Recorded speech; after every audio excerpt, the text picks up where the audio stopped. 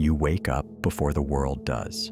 No unread arguments, no schedule built around someone else's mood. Just quiet. You pour a cup, open your notebook, and realize something rare. You control the next hour, the next step, the next chapter. Most people sprint toward partnership to feel safe. You move toward purpose to become strong. While others negotiate their goals, you execute yours. While others compromise to keep peace, you build peace from discipline. This isn't anti-love. It's pro-life, the life you came here to build. Staying single gives you 3 things most people never taste at the same time. Time you can spend how you choose, focus that doesn't leak, and freedom to reinvent without asking permission. It's the difference between living as a passenger and driving your own road. In a world that rewards distraction, your singleness is a secret weapon. It's the clean room where ideas grow, the training ground where habits harden into power, the runway where you take off when others are still packing. If you want to become the person your future needs, calm, sharp, and hard to knock off course, start here. Stay single long enough to build a life so full you don't need saving from it. In ancient Athens, Diogenes lived in a barrel with a few dogs, owning nothing but his freedom. When Alexander the Great offered him anything his heart desired, the philosopher replied simply, "Stand out of my sunlight." Alexander later confessed, "If I were not Alexander, I would wish to be Diogenes." But here's what they don't tell you about the story. Alexander controlled empires, commanded armies, conquered nations. Yet he envied a homeless man living in a barrel. Why? Because Diogenes possessed something Alexander's wealth could never buy: complete sovereignty over his own existence.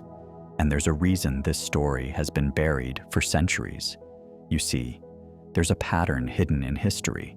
The greatest minds, the most dangerous creators, the empire builders who changed everything, they all shared one secret. A secret so powerful that modern society has spent decades convincing you it's a flaw and a sign of incompleteness. But what if everything you've been told about this is backwards? What if the very thing they've taught you to fear, to escape from, is actually the ultimate source of power? Here's the question that will haunt you. What if I told you that this path they're all pushing you toward isn't leading to fulfillment, but to a perfectly designed trap? Friedrich Nietzsche understood this. He posed a brutal test: eternal recurrence. If you had to live your exact life again forever, would you choose it? Most people recoil in horror. They're living someone else's script, making someone else's compromises, building someone else's version of success. But there's another kind of man, the kind who looks at that question and smiles, the kind who says yes again and again. What separates these 2 types of men? What do the great philosophers know that the rest of us don't? Stay with me, because what I'm about to reveal will shatter your knowledge about power, purpose, and what it means to be complete. One must have chaos within oneself to give birth to a dancing star. Nietzsche says that most people are sleepwalkers following scripts written by others. Marriage often represents the ultimate surrender, a promise to be predictable and domesticated. But here's where it gets interesting. The Übermensch, Nietzsche's vision of human potential, isn't a comic book superhero. He's the individual with courage to create his own values, to live beyond conventional categories, to become his own moral authority. And this requires fundamental solitude. Not loneliness, solitude. There's a massive difference. Loneliness is the disease of incomplete men who define themselves through others' eyes.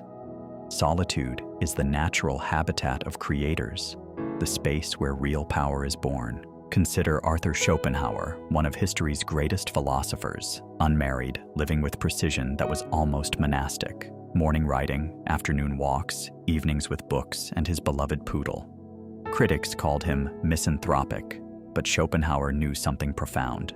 A man can be himself only so long as he is alone, and if he does not love solitude, he will not love freedom.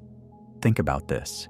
Would Napoleon have conquered Europe if he spent evenings seeking Josephine's approval for his battle plans?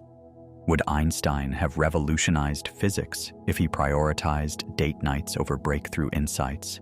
The married man must translate every ambition through another person's understanding, fears, limitations. But the single man, his vision is pure, undiluted, and dangerous. Marriage demands compromise where greatness demands conviction. It requires consensus where innovation requires singular vision. It asks you to be half of something when you were born to be entirely yourself. The will to power, Nietzsche's driving force of existence, flows differently in solitary individuals. Rather than being channeled into relationship negotiations, it pours directly into creation, achievement, self-overcoming. This path offers no external validation. Society provides no medals for self-mastery. The married man receives constant feedback, approval, disapproval, guidance, resistance. The solitary man must become his own compass, judge, inspiration. And here's the paradox. This is precisely where greatness is born. Nietzsche himself never married, channeling his passionate nature into philosophy that still shakes the world. His amor fati, love of fate, was possible because his fate was entirely his own creation. But here's what happens when you truly embrace this path. Death is stalking you right now in shadows between heartbeats, behind your next breath. The Stoics knew this and used it as fuel for the soul. Memento mori, remember, you must die. Not morbid obsession, but rocket fuel. When you truly grasp that time is finite, everything changes. Every moment managing someone else's emotions becomes a moment stolen from your own becoming. Marcus Aurelius ruled the greatest empire in human history, yet his profound insights came from private meditations. Alone with thoughts, wrestling existence's weight, he discovered truths married men never find. They're too busy negotiating whose turn it is to do dishes. You have power over your mind, not outside events. Realize this, and you will find strength. But here's the problem with modern relationships. Try explaining this to a married man whose peace depends on his partner's mood, whose day derails from relationship drama, whose mental energy constantly drains maintaining another's emotional world. The single man lives by the dichotomy of control, focusing energy on what he can influence, thoughts, actions, responses, while releasing everything else. The married man violates this daily, exhausting himself trying to control things fundamentally outside his power, another person's feelings, reactions, choices. Listen to this carefully. Socrates, arguably history's wisest man, was married to Xanthippe, famous for her sharp tongue and endless complaints. When asked why he endured her difficult nature, Socrates replied, "If you can get along with her, you can get along with anyone." Notice what he didn't say. He didn't say she made him happier or completed him. He treated marriage like philosophical training, endurance practice for difficult people. Is that what you want? Using your most intimate relationship as patience training, spending finite life energy managing chaos instead of creating order. Here's what the Stoics understood that modern men forgot. True peace comes from within. It cannot be negotiated with another person or maintained through compromise.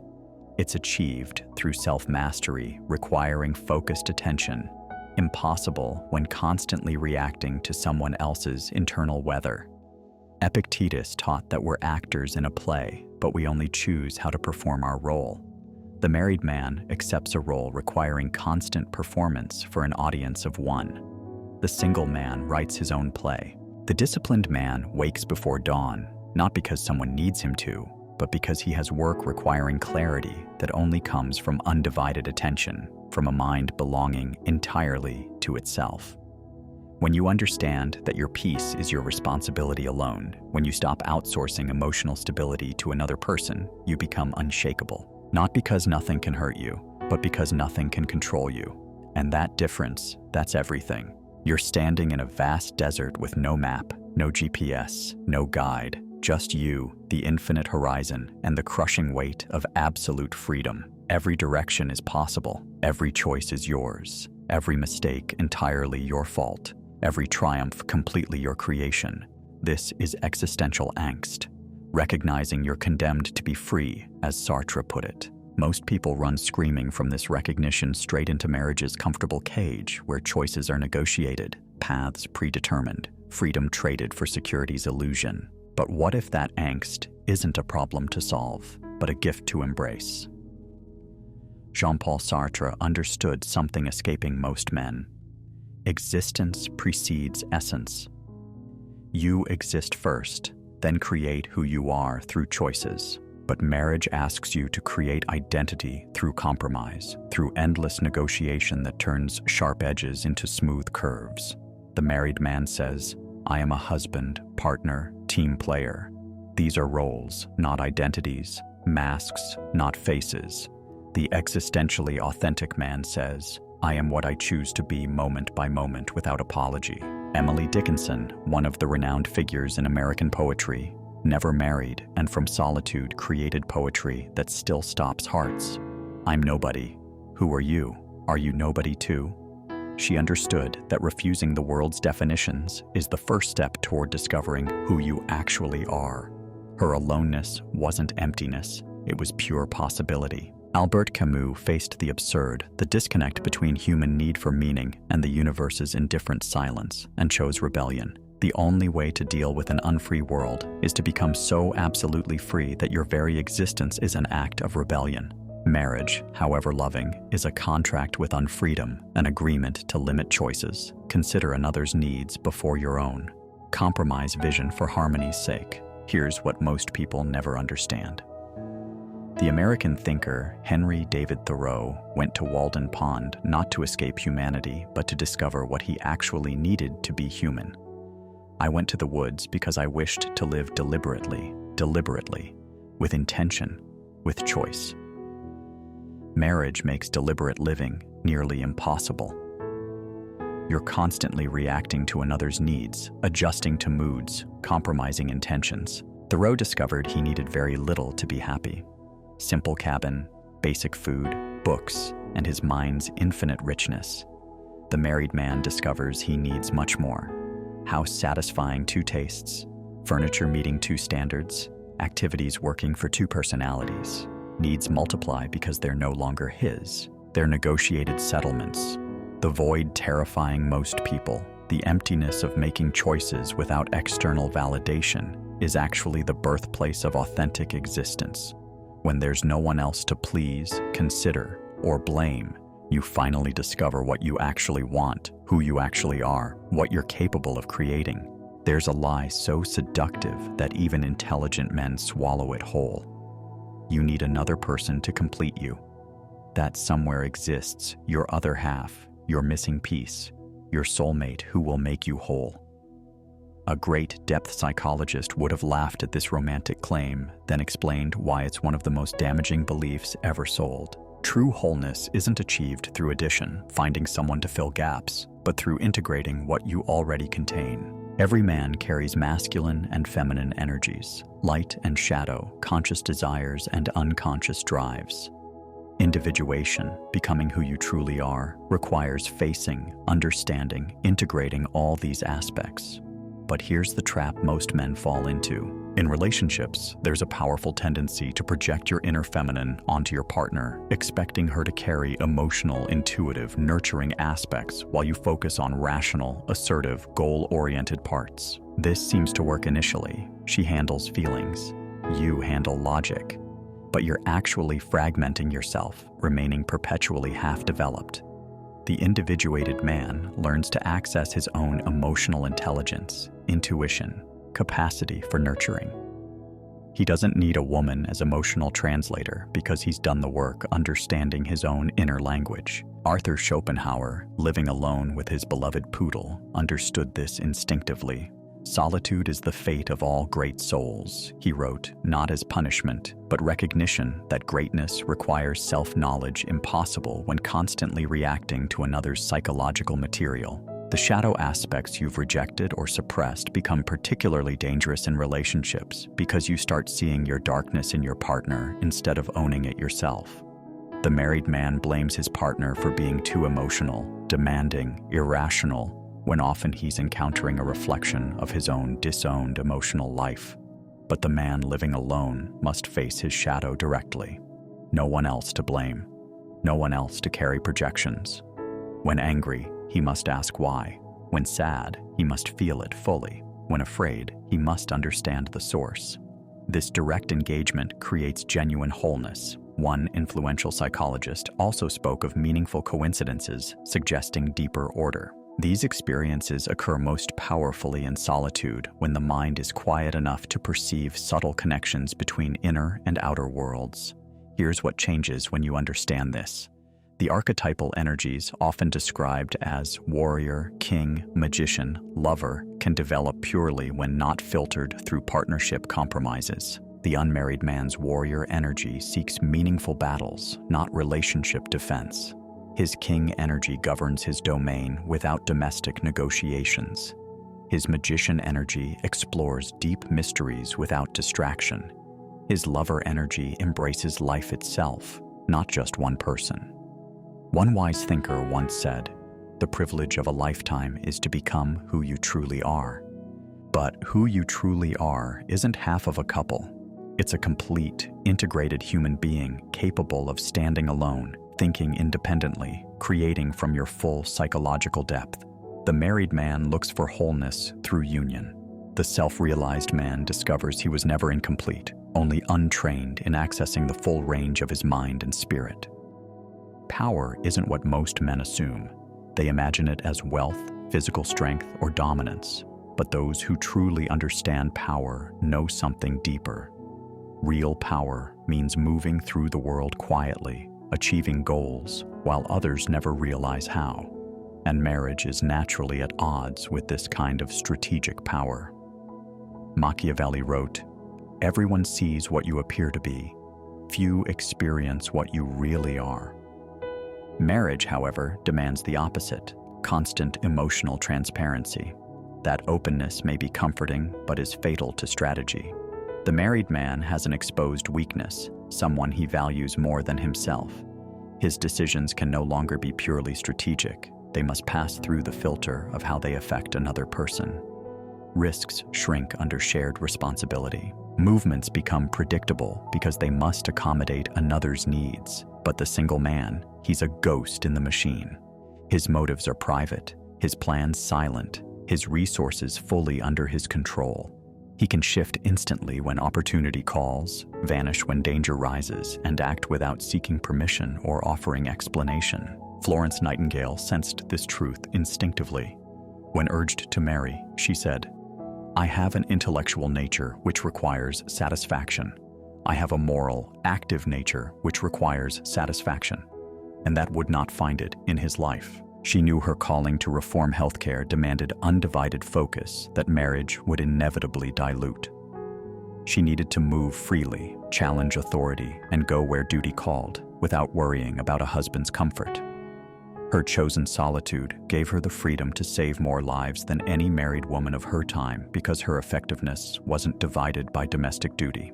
That's the power of strategic independence. Ayn Rand understood this when she created figures like Howard Rourke, men whose inner vision was so uncompromising they couldn't be bent by the approval or disapproval of others. "I will never live for the sake of another man, nor ask another man to live for mine." This isn't cruelty, it's clarity. The man who lives for another surrenders his loyalty to his own mission. He becomes a satellite spinning around someone else's orbit instead of standing at the center of his own.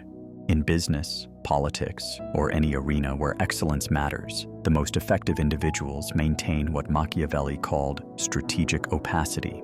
They reveal only what serves their aim. Keep options open. Avoid bonds that reduce mobility. The married man has made the ultimate bond, pledging to weigh another's welfare in every major choice. However noble, that's a strategic weakness. Opponents know where to press. Rivals know where he's soft. Friends know he can be persuaded through emotion. The single man owes loyalty only to his mission, his calling, his work. That focus gives his intent a purity that unsettles others. You can't manipulate someone who doesn't need comfort, approval, or permission. There's a cost for seeing too clearly, for thinking too deeply, for rejecting easy illusions. That cost is solitude, not the cold loneliness of rejection, but the chosen aloneness of one who perceives truths others can't bear. Nietzsche called it the burden of great souls.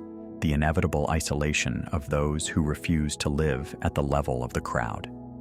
Most men never feel this burden because they never grow enough for it to appear. They're satisfied with average thoughts, ordinary ambitions, and the shallow comfort of belonging. But the man who has tasted philosophy, wrestled with the ultimate questions, and seen through society's convenient fictions discovers how rare it is to meet anyone who truly understands him. That's why so many of history's great minds stayed unmarried, or if they loved, kept relationships that remained intellectual, not emotional mergers. They knew their real task, advancing human understanding, demanded undivided mental energy. Domestic life divides it. Schopenhauer spent his days writing with surgical precision about human nature, evenings immersed in books, languages, and the study of Eastern wisdom. His life looked monastic, not because he hated people, but because he valued truth more than comfort, wisdom more than warmth. The married thinker faces an endless trade. Use mental energy to probe existence, or use it to maintain emotional peace. Chase insights that might shift human knowledge, or pause to help a partner process their day. Each minor compromise seems harmless, but together they dull the blade. Every conversation about errands is time stolen from philosophy. Every emotional dispute is creative force pulled from inquiry. Every domestic obligation drains a measure of focus from what only he can create. Nikola Tesla knew this truth. He never married, and from Solitude gave the world alternating current, radio concepts, and glimpses into energy we're still uncovering. When asked why, he said there was no thrill to match the inventor's joy as his creation takes form. Some creations demand total devotion, not only working hours, but dreaming hours. Marriage, even at its best, divides that devotion. This is the truth most people never see. The philosopher doesn't reject marriage because he can't love. He abstains because he loves something more. The scientist doesn't avoid company because he's antisocial. Solitude lets him engage directly with reality, which is far more captivating than small talk. The artist doesn't choose aloneness because he fears intimacy. He's found intimacy with existence itself, an embrace too deep to share.